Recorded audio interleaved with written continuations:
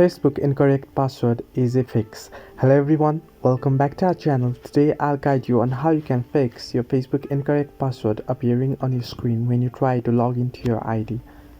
Now, it basically happens if your username or your password is incorrect. By username, I meant the email or your phone number that you log into your ID usually through.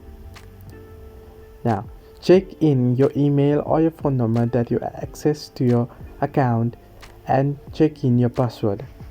Now, if it still says incorrect password, you can see on the screen right now it says incorrect password. The password you entered is incorrect. Please try again or get a login code.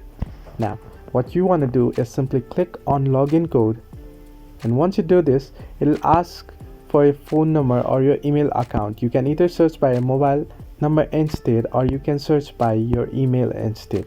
Once you do this and click on find your account, it will find for your account, and here you can either choose to enter password to log in or try again to log into your password, or you can select get code and tap on continue.